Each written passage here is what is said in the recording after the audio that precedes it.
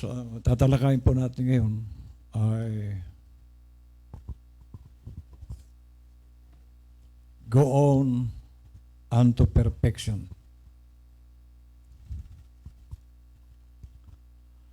Kasi po,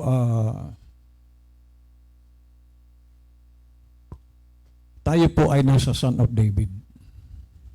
At alam natin na ang Son of David, iyan po yung sa salvation ay baptism of the Holy Spirit. Diba? Dumaan tayo sa justification, sanctification. At ang panghuli ay baptism of the Holy Spirit. So ito pong panahon natin, hindi po ito yung ordinaryong katulad ng araw na tayo ay sa second coming. Hindi po ito second coming na ating kinalalagyan. Dulo na po ito. Kaya kailangan nating makaabot doon sa perfection. Kasi perfection po itong Son of David. Hindi po ito yung laro-laro. Seryosohan po ito na paglilingkod sa ating Panginoon. Now, dito po sa ating okay, balikan muna natin ang Bible. Punta muna tayo sa chapter 16.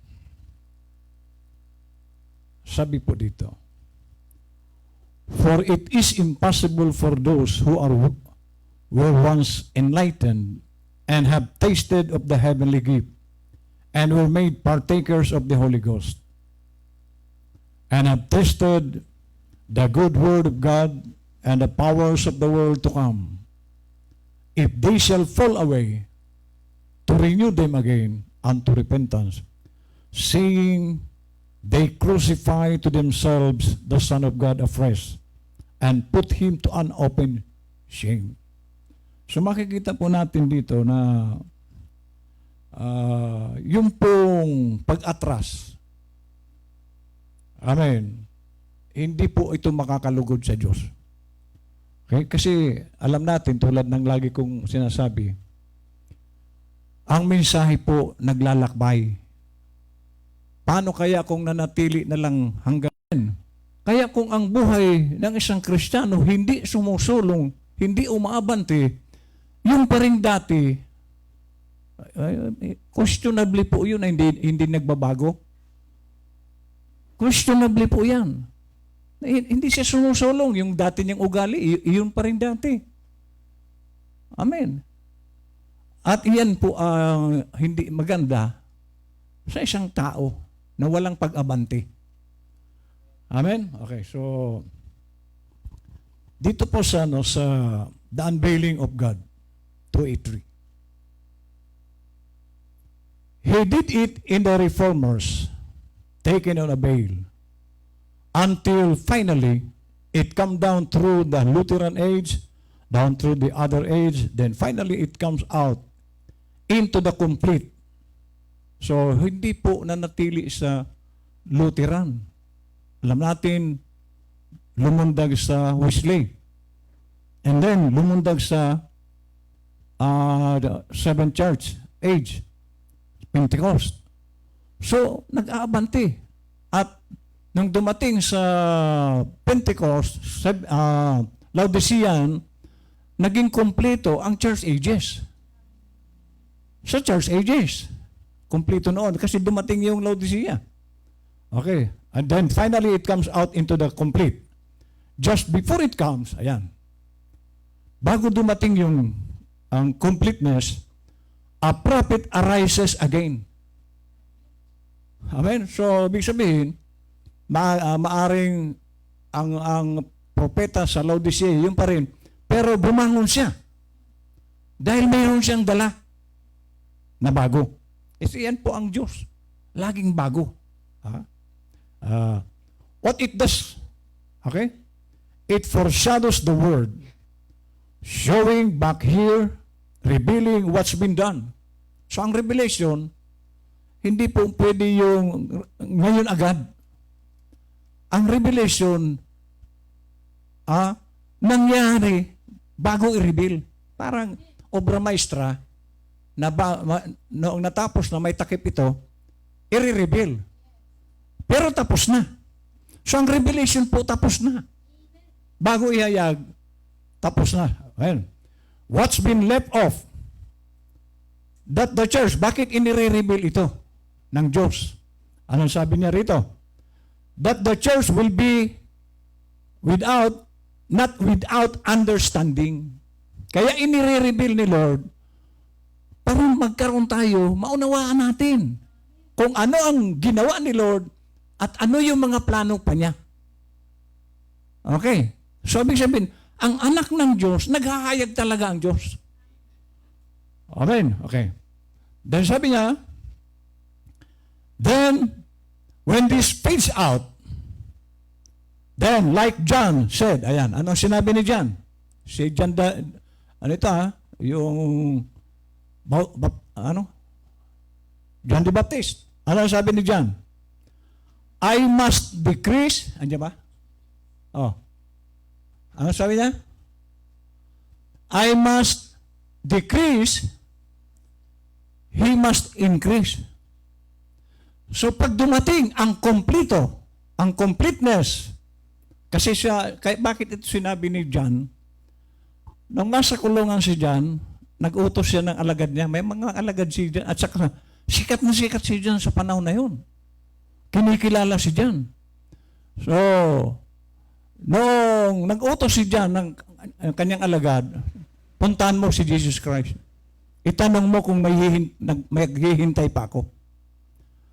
Noong sinabi ito na yung alagad ni kay Jesus Christ, anong sagot ni Jesus Christ?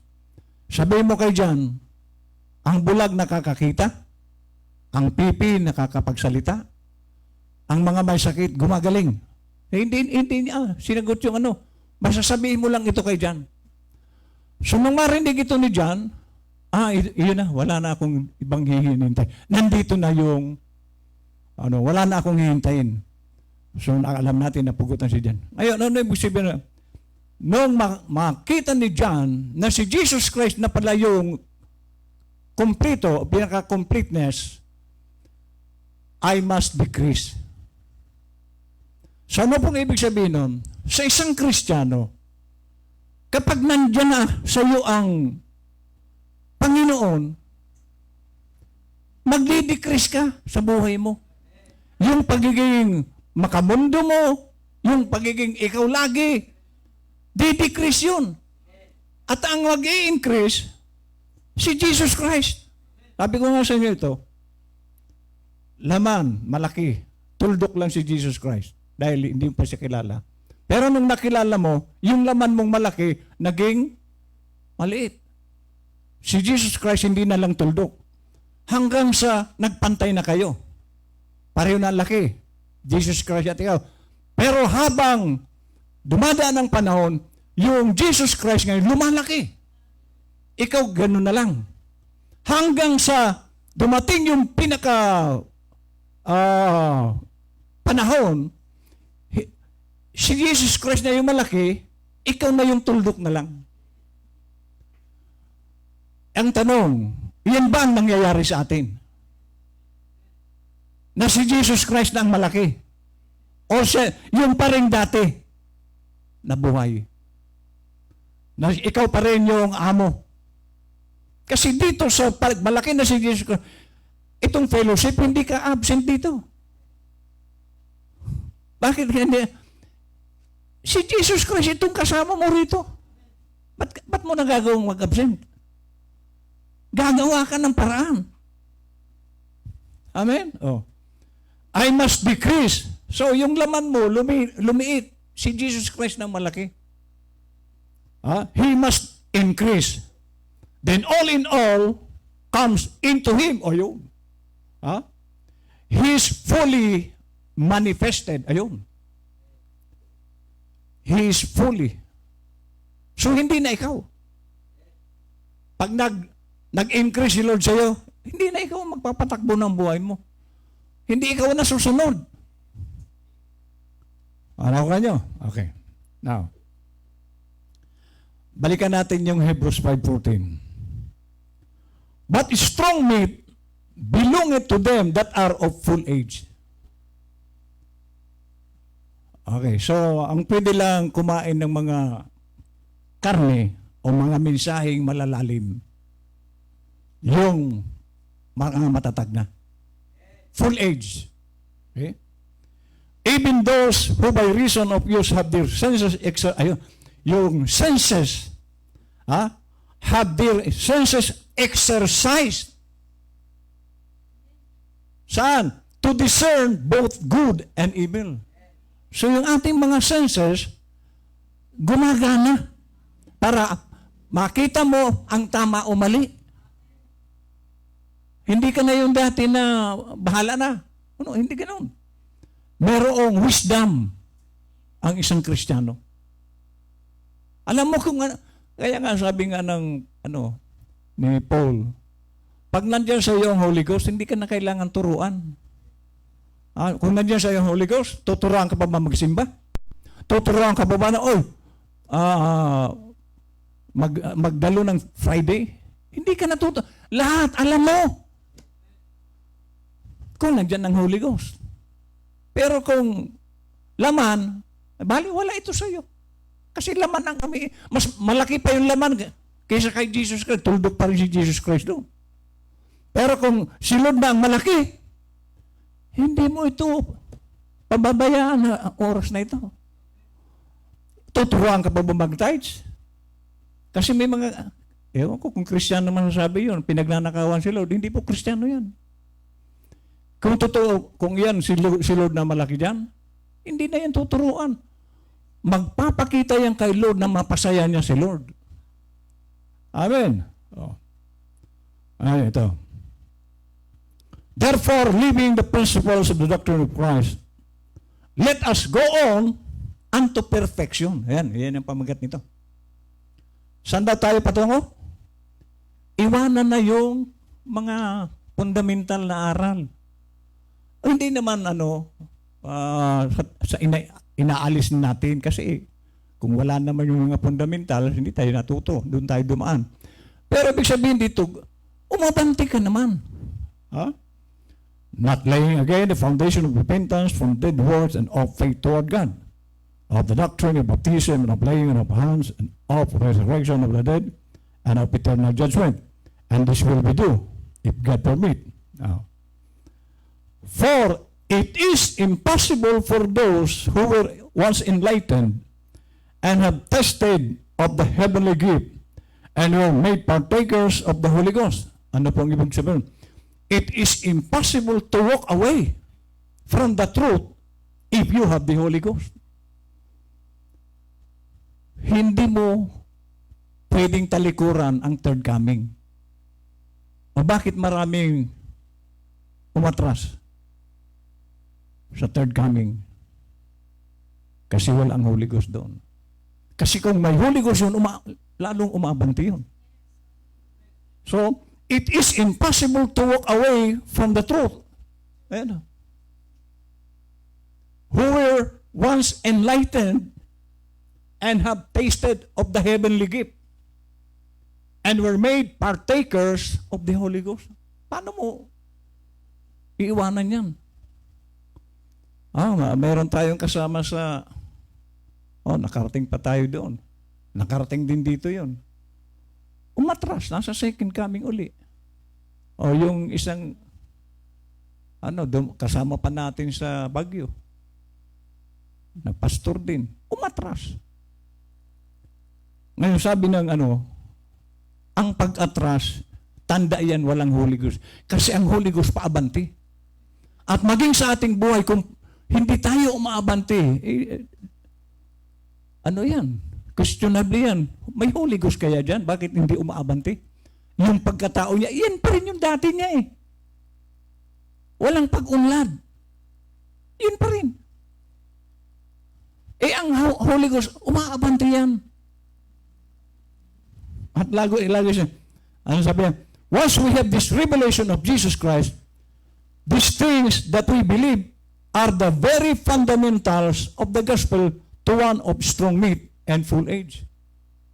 So sa halip na ikaw ay atras, alam mo ito yung pinaka-stepping stone mo eh.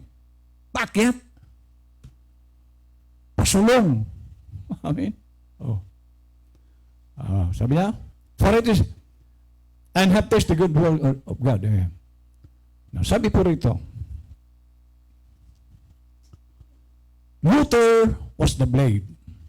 Wesley was the stalk and tassel. Pentecost was the shock and then the grain. So yung panghuli, Pentecost, siya yung may taglay ng bunga. Siya yung butil. Yung Wesley sa si Luther, sila yung sanga. Okay? Pero pagdating sa pangatlo, Pentecost, nandun yung butil na may bunga. Amen? So, saan propeta natin? Okay. Never the plant gone backward. Walang halaman na nagmula sa butil papuntang paurong. Hindi po pwedeng mangyari yun. Ang isang buhay na halaman, hanggang sa magbunga, hindi yan titigil. Hindi yan aatras. Kaya nga, sa isang believer, kung buhay talaga yan, aabantihan hanggang sa siya nagbubunga. Paano kung hindi nagbubunga? Ang isang palay na hindi nagbubunga, ipa yun. Walang butil sa loob yun. Kailanman hindi po tutubo ang walang butil na palay. So patay na binhi yun. Pero kung buhay ang binhi, hindi po pwedeng hindi lumaki at magbunga. At ano yung bunga? Karakter. So nagiging maganda ang karakter ng isang tao. Kapag siya'y buhay na binhi, buhay na Kristiyano, magiging maganda po ang ano niyan. Takbo. Never the plant gone backward. It is impossible to leave the third coming and return to the church ages teaching. Second coming. Hindi magagawa yun ng may Holy Ghost. Ang umatras. Amen. At lalo namang, ibig sabihin, kung sakali mang tayo umaabante, hindi sa pag-abanting taliwas. Kasi may mga nagtuturo, God and Satan are one. Lumampas naman. Wala doon sa standard na aral ng Panginoon. You cannot open what God has shut, nor cannot shut what God has opened. Yan. So pag si Lord nagbukas, walang makapagsasara niyan. At wala ring makapagbubukas sa sinarado na ni Lord. Ibig sabihin, itong third coming, wala pong makakapigil niyan. At kung ito'y walang katotohanan, di sana pinigil na ni Lord kasi siya lang ang magkarapatang pumigil.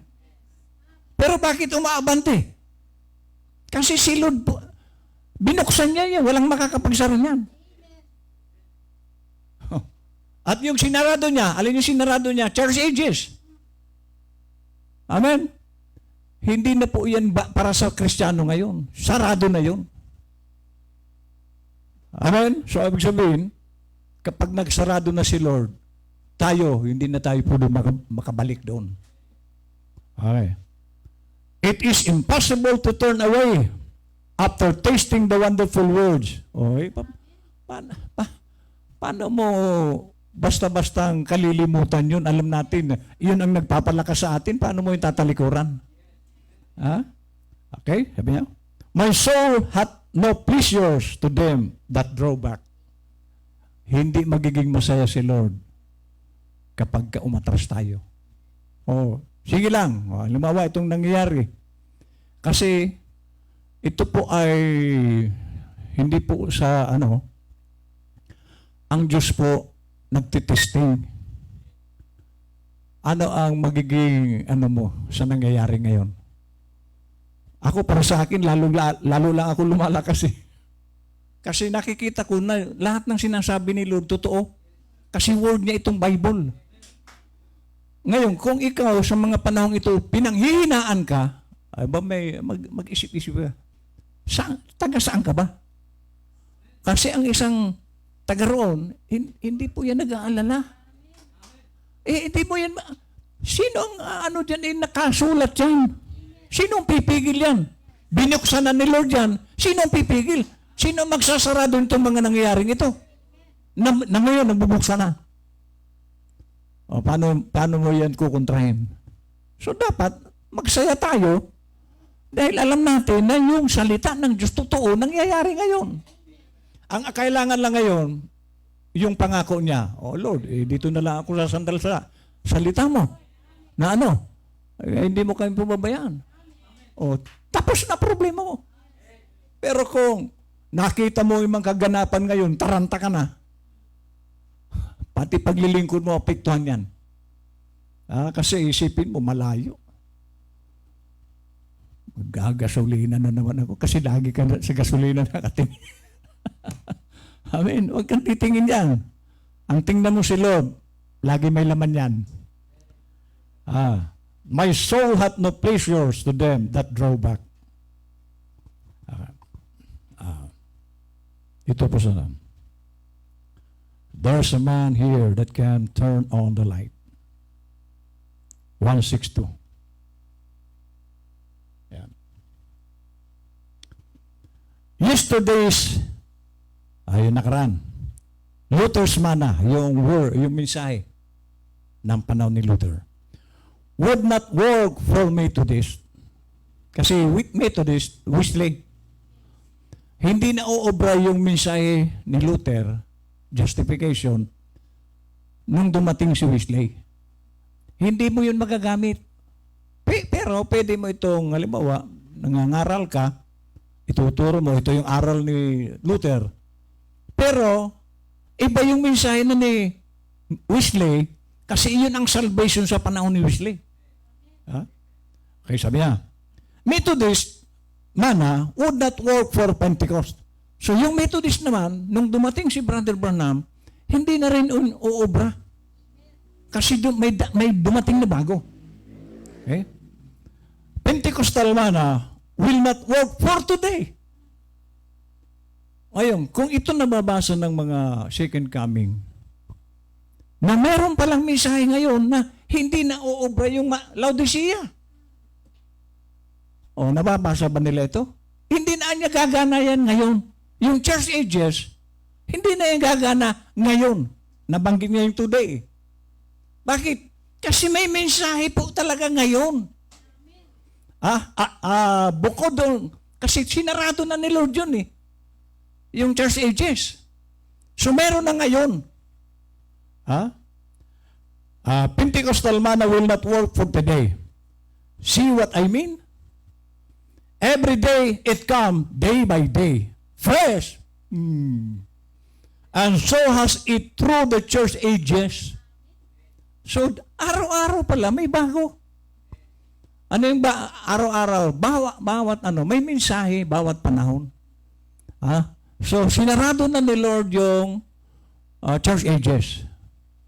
Amen? Marami pa tayo makukuha doon, Pero, hindi na po yan uubra ngayon. Kasi second coming yun. Third coming itong today na sinasabi niya.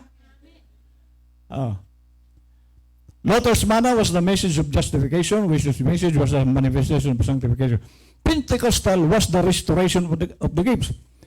But, this is introducing the headstone. So, wala na doon yung church ages.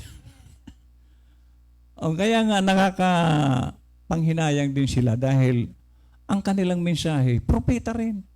Kaya lang, hindi na nga pwede yung old. But this is introducing the headstone, the last day. The bride tree. Ano ba ang nila? Church ages. Hindi sila bride. Amen? Which is contrary to all of it. So, yung mga nakaraang mensahe, taliwas na dito sa contrary. Paano ito? Kung hindi nila tatanggapin ang third coming. Yung mensahe nila, taliwas na dito kasi bagong mana ito. Okay? which is contrary to all of it. And yet, it's the same light for the matured. Para kanino? Sa matured. Oh. Sa tunay na believer, mga kapatid, although mensahe ng propeta yon, pero alam mo na hindi na yung gagana sa ating panahon. Amen. When the mechanics and dynamics comes, okay, yung negative and positive sa kuryente, pag pinagkabit mo yan, ano mangyari? Spark yan. Ha? Oh. So sabi niya, when the mechanics and dynamics comes together, there's an explosion. Pero karanasan ko at nakita nyo, hindi ito kwentong barbero. At kailangan natin ito. Kasi itong mga nangyayari ngayon, alalahanin natin mga kapatid, ang hahawak sa buong mundo. Katoliko. Amen? Kastila yan. Malulupit po yan. So, importante rin yung dynamics meron tayo. At sinabi ni Jesus Christ, Matthew 18, na ang mga mananampalataya. Kaya pag tinanong mo, mananampalataya ka ba? Yes. Sabi ni Lord, magtataglay ka ng tanda ng kapangyarihan. Kung mananampalataya. Ngayon, kung wala kang kapangyarihan, paano ka nasabing mananampalataya? Amen. So pag mananampalataya ka, taglay mo yan. Okay. The true bride, ayan. Bakit binanggit yung true? Maraming hindi true. Okay. Like Mary, will have a virgin womb from the bride of the Word, which is Christ. When Christ, the Word,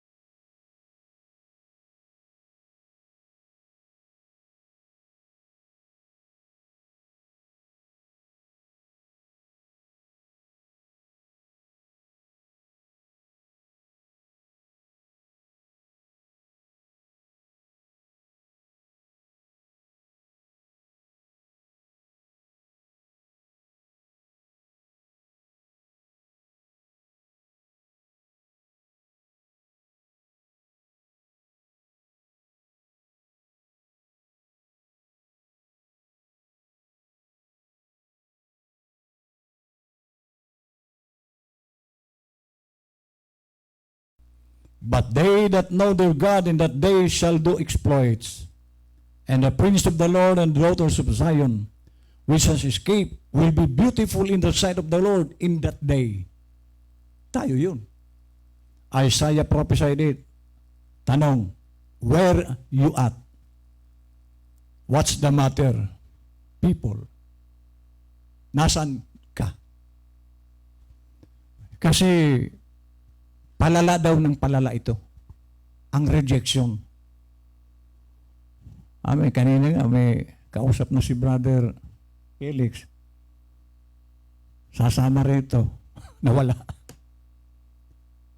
Amen. Talagang ganun. Ako, hindi po ako nagtataka pagka ang tao nagre-reject. Kasi palala ng palala din ang rejection. Sa church nga mismo. Hindi nila mamalay na nare-reject na. Alin yung pag-reject? Yung hindi ka sumusunod, nire-reject mo eh. Son of David tayo. O hindi ka sumusunod sa ng instruction ng ating propeta. Rejection po yan. Although naniniwala ka naman, pero wala sa loob ng puso mo yung paniniwala mo. Kasi yung nakarating sa puso, ang paniniwala mo, may action yan. Brother Gerald, ang Holy Ghost, action man. Hindi pwedeng hindi ka dito aakto. Kung nandiyan sa yung Holy Ghost, nakaupo ka, wala Holy Ghost dyan, mga kapatid. Anong ginagawa mo kung may Holy Ghost dyan? Wala ka bang naririnig na inuutos sa'yo ng Holy Ghost? Kasi kung may Holy Ghost ka dyan, may sinasabi ang Holy Ghost sa atin eh. Ako, sa experience ko, hindi ko po maiwasan ang magtrabaho talaga kay Lord. Amen. Kasi sabi ni Paul, hindi nyo kailangang utusan. Gaganapin nyo na lang. Sa linggo kung loobin ni Lord. Bakit ka ba tinawag ni Lord? Anong purpose ni Lord sa iyo? Wala ba? Amen. Wala bang dahilan si Lord? Bakit ka tinawag? Kasi pag wala kang ginagawa, ibig sabihin hindi mo alam yung purpose ng buhay mo kung para saan ka. Dahil kung alam mo ang purpose ni Lord para sa iyo, ginagampanan mo yan. Ako alam ko ang purpose ni Lord sa akin eh. Kaya kung ano yung makakaya ko, gagawin ko. Hanggat kaya ko. Maliban kung hindi ko na. Kasi nga, sabi ko nga